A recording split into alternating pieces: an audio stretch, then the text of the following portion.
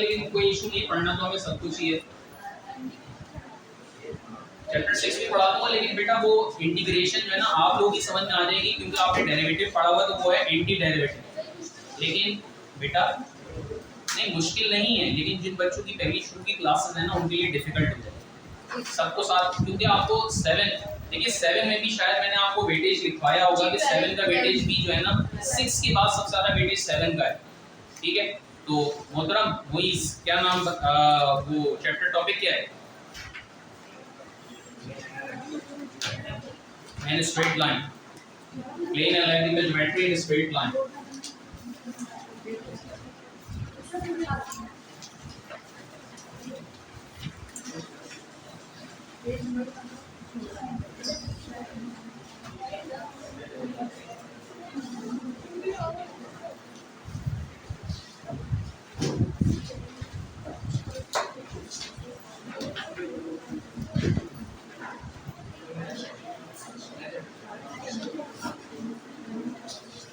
सबसे पहले इस आगे आना है बेटा,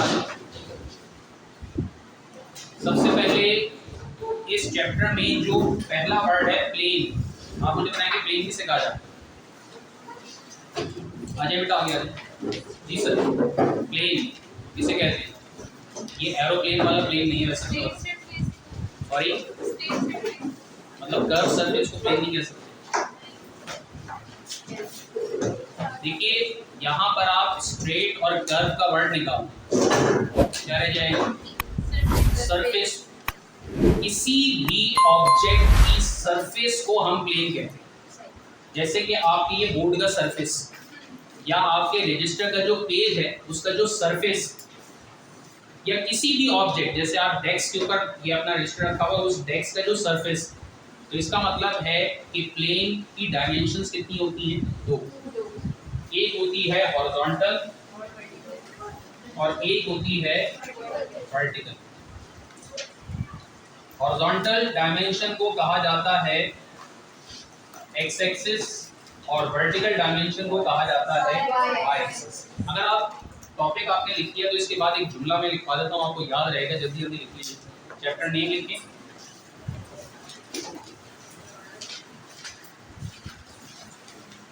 ये लिखा हुआ है क्या? मैं लिखवाता हूँ आप लिखिए एक जुमला, तो आपके लिए जरा समझने में आसानी रहेगी। सेकेंड ईयर के स्टूडेंट ये ना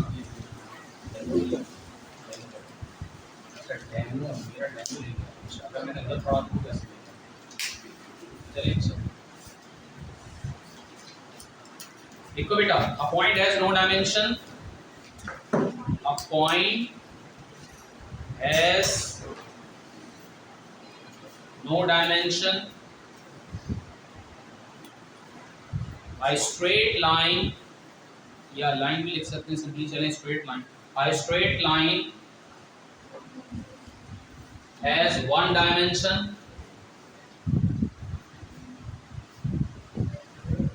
and a plane has 2 dimensions. A plane has 2 dimensions. ठीक है बेटा, पॉइंट जो है ना उसका कोई डायमेंशन नहीं होता। अभी मैं बताता हूँ कि पॉइंट को किस तरह से रिप्रेजेंट किया जाता है। स्ट्रेट लाइन जो है उसकी 1 डायमेंशन होती है और प्लेन जो है हमेशा 2 डायमेंशनल ऑब्जेक्ट को कहा जाता है। बाकी जितने ऑब्जेक्ट्स आपको विजिबल होते हैं ना ये 3 डायमेंशनल, एक 1 डायमेंशन और एक 2 डायमेंशन, इसको आप टच नहीं कर सकते, सिर्फ ड्रॉ किया जा सकता है। 1 डायमेंशनल या 2 डायमेंशनल शेप्स को ड्रॉ किया जा सकता है, उनको विजिबल देखा नहीं जा सकता। अच्छा, इसी तरीके से जैसे कि मैंने आपको बताया कि ये प्लेन कहा जाता है 2 डायमेंशनल शेप को। इस प्लेन के ऊपर जो सबसे बेसिक वैल्यू, बुनियादी वैल्यू होती है वो होता है एक पॉइंट, जिसकी मदद से, इस पॉइंट की मदद से हम तमाम 2 डायमेंशनल शेप को ड्रॉ करते हैं। कोई भी 2 डायमेंशनल शेप, जैसे आप ट्राइंगल है या स्क्वायर है या सर्कल है, ये सब की सब 2 डायमेंशनल शेप है ना। अगर फर्ज करें कि मैं बहुत करीब बेशुमार पॉइंट्स लगा दूंगा तो मुझे जो शेप हासिल होगा ना वो स्ट्रेट लाइन, कर्व लाइन भी हो सकता है, लेकिन अभी हम डिस्कस कर रहे हैं स्ट्रेट लाइन। अब इन दोनों के एंड पॉइंट पर अगर मैं इस प्लेन के ऊपर 2 पॉइंट्स को कंसीडर करूं और उन दोनों पॉइंट्स को आपस में ज्वाइन करूं, प्लेन के ऊपर दो पॉइंट्स को कंसीडर किया जाए और उन दोनों पॉइंट्स को आपस में ज्वाइन किया जाए तो हमें जो शेप हासिल होती है वो कहलाती है स्ट्रेट लाइन। पॉइंट की पोजीशन को देखिए, मैंने जैसे कि अभी आपको बताया कि पॉइंट की कोई डायमेंशन नहीं होती, लेकिन उसकी पोजीशन होती, पोजीशन या एड्रेस। और पॉइंट की पोजीशन या पॉइंट के एड्रेस को हम दो वैल्यू से रिप्रेजेंट करते हैं। एक वैल्यू होती है x और दूसरी वैल्यू होती है y। इस x और y को हम यूज करते हैं किसी भी प्लेन के ऊपर किसी भी पॉइंट की पोजीशन को बताने के लिए या पॉइंट के एड्रेस को बताने के लिए। इसमें से x जो है ये कहलाता है एब्सिसा और y कहलाता है कोऑर्डिनेट, और ये दोनों मिलकर बनते हैं कोऑर्डिनेट्स। कोऑर्डिनेट्स जैसे अगर फर्स्ट करें आपसे ये कहा जाए ना कि आप अपना एड्रेस बताएं, होम एड्रेस, या अगर आपसे कहा जाए ना कि आप अपने कोऑर्डिनेट्स बताएं, तो एक ही बात, कोऑर्डिनेट्स का मतलब भी एड्रेस ही होता है। ठीक है बेटा। अच्छा, अब मैंने आपसे कहा कि अगर हम प्लेन के ऊपर दो पॉइंट्स को आपस में ज्वाइन करेंगे तो हमें स्ट्रेट लाइन हासिल हो जाएगी। यकीनन इन दोनों पॉइंट्स की पोजीशन, इन दोनों पॉइंट्स के एड्रेस को रिप्रेजेंट करने के लिए हम दो वैल्यूज है जो है दो वैल्यूज यूज करते हैं। पहला पॉइंट x1 y1 तो दूसरा पॉइंट भी क्या हो जाएगा, सॉरी पहला पॉइंट xy तो दूसरा भी xy हो जाएगा। लेकिन अगर मैंने दोनों को ही xy कंसीडर किया तो दोनों में कोई फर्क नहीं रहेगा, डिफरेंस नहीं रहेगा। तो फर्क रखने के लिए मैं पहले पॉइंट को कह देता हूं x1 y1 और दूसरे पॉइंट को कह देता हूं x2 y। और ये 1 और 2 जो है ना, ये x और y के सब इंडेक्स बेस में लिखे जाएंगे, क्योंकि अगर आपने इनको सुपर इंडेक्स में लिखा तो फिर ये x और y की पावर बन जाएगी। तो पावर नहीं बनाना है हमें, तो असल में जो है वो डिफरेंस रखने के लिए 1 और 2 यहां पर लिखो। तो ये a और b जो है ये दो पॉइंट्स हैं। अगर मैं दो पॉइंट्स को आपस में ज्वाइन करूंगा तो अभी मैंने आपको बताया कि आपको कौन सी शेप हासिल होगी, स्ट्रेट लाइन। अब पहले टॉपिक में, इस चैप्टर के पहले टॉपिक में आपसे कहा जा रहा है कि आप a और b दो पॉइंट से मिलकर बनने वाली लाइन सेगमेंट के दरमियान लाइन सेगमेंट की लेंथ मालूम करें या a और b का डिस्टेंस मालूम करें। a और b के दरमियान डिस्टेंस, देखिए दोनों बातें एक ही। अगर मैं आपसे कहूं कि आप दो पॉइंट से मिलकर बनने वाली लाइन सेगमेंट की लेंथ मालूम करें या दो पॉइंट्स के दरमियान डिस्टेंस मालूम करें, तो क्या ये एक ही बात हुई? दो पॉइंट से मिलकर बनने वाली लाइन सेगमेंट की लेंथ मालूम करें या दो पॉइंट्स के दरमियान डिस्टेंस मालूम करें, एक ही बात होगी। तो इसका मतलब है कि लाइन सेगमेंट की लेंथ या दो पॉइंट्स के दरमियान डिस्टेंस मालूम करने के लिए हम एक ही फार्मूला यूज करते हैं, और ये फार्मूला कहलाता है distance between two points formula. Distance between two points formula. और ये फार्मूला है क्या? ये फॉर्मूला है d is equals to square root of x2 minus x1 whole square plus y2 minus y1 whole square. अब चूंकि हम कंसीडर ये करते हैं कि हम फाइनल पॉइंट में से इनिशियल पॉइंट को माइनस कर रहे हैं, तो हम x2 माइनस x1 कंसीडर करते हैं। लेकिन अगर फर्ज करें कि स्क्वायर होने की वजह से आपने इसको x1 minus x2 whole square लिखा, वो भी आंसर पर कोई फर्क नहीं पड़ता स्क्वायर की वजह से, क्योंकि ये बात आपको मालूम होगी कि a minus b whole square और b minus a whole square दोनों का एक्सपेंशन सेम होता है। या अगर फर्ज करें मैं आपसे कहूं कि 5 माइनस 3 का स्क्वायर, आंसर कितना है 4। 5 माइनस 3 is 2, 2 का स्क्वायर 4। और अगर मैं आपसे कहूं 3 माइनस 5 का स्क्वायर, आंसर कितना है 4 आएगा, क्योंकि 3 माइनस 5 is माइनस 2, माइनस 2 का स्क्वायर 4 हो जाएगा।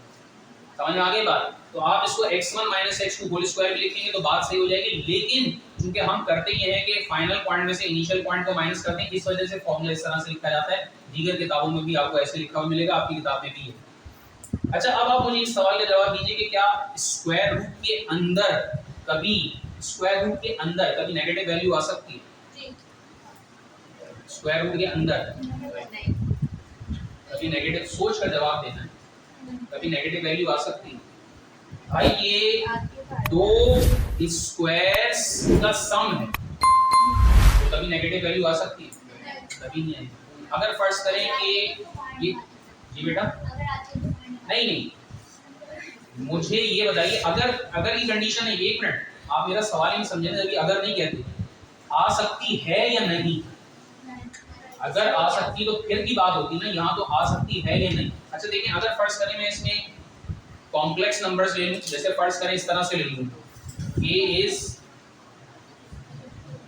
3 प्लस, सुनेंगे, और 3 plus 4 iota and b is -2 plus 6 iota. इस कंडीशन में, इस कंडीशन जल्दी से बताइए, इस कंडीशन में इसमें स्क्वायर रूट के अंदर माइनस साइन आ सकता है या नहीं? आ सकता है या नहीं? क्योंकि आयोटा स्क्वायर माइनस वन होता है। आ सकता है या नहीं? तुक्का नहीं मारना। देखिए मैथमेटिक्स में मैं बच्चों से कहता हूँ 2 + 2 जो है वो 4 के बराबर होता है। आप ये कहते हैं 2 + 2 शायद 4 होता है, नहीं शायद नहीं होता मैथमेटिक्स में, या तो होता है या नहीं होता। आ सकता है या नहीं, जल्दी बताएं जी। नहीं, चलें, बिल्कुल सही जवाब है, नहीं आ सकता। इसकी वजह यह है कि जब आप इसको ऑर्डर्ड पेयर की फॉर्म में लिखते हैं तो कैसे लिखते हैं? 3,4 -2, 6 और आयोटा के साथ कोई रखा जाएगा, ऑर्डर्ड पेयर की फॉर्म में रखा जाएगा, वो भी नहीं आ सकता। स्क्वायर रूट के अंदर कभी, अगर की तो कंडीशन ही नहीं, कभी नेगेटिव वैल्यू नहीं आएगी डिस्टेंस फॉर्म में। अच्छा, अब फर्स्ट करें मैं आपसे कहूं कि आप दो पॉइंट्स के दरमियान डिस्टेंस मालूम करते हैं और स्क्वायर रूट आ, इसका अंदर वैल्यू आ जाती है 4, तो 4 के स्क्वायर रूट्स क्या होते हैं? +-2। क्यों +-2 क्यों होते हैं भाई 4 के स्क्वायर रूट्स? क्योंकि +2 का स्क्वायर भी 4 होता है और -2 का स्क्वायर भी 4 होता है, तो इसका मतलब है 4 के स्क्वायर रूट्स, स्क्वायर का मतलब 2 आएंगे ना, स्क्वायर रूट्स। लेकिन चूंकि हम डिस्टेंस मालूम कर रहे होते हैं और डिस्टेंस कभी भी नेगेटिव नहीं होता, इस वजह से लेफ्ट साइड पर ये मॉडुलस साइन या मैग्नीट्यूड साइन लगा दिया जाता है कि आप हमेशा पॉजिटिव वैल्यू कंसीडर करें। आप इस पोजीशन से सामने वाली पोजीशन पर सीधे चलते हुए चले या उल्टे चलते हुए आए, डिस्टेंस हमेशा पॉजिटिव है, इस वजह से ये मॉडुलस साइन लगाया। तो ये फॉर्मूला आपको क्लियर हो गया कि ये d रिप्रेजेंट कर रहा है डिस्टेंस को, मॉडुलस साइन ये शो कर रहा है कि स्क्वायर रूट की पॉजिटिव वैल्यू कंसीडर करेंगे क्योंकि डिस्टेंस कभी भी नेगेटिव नहीं हो सकता और स्क्वायर रूट के अंदर कभी भी नेगेटिव वैल्यू नहीं हो सकती। समझ में आ गई बात? चलिए, अगर आपको कुछ कॉपी करना है तो जल्दी से कर ले, वैसे तो ये समझने वाली बात थी। अगर ये लिखना है कि x की वैल्यू एब्सिसा और y की वैल्यू ऑर्डिनेट कहलाती है तो ये आप लिख लीजिए।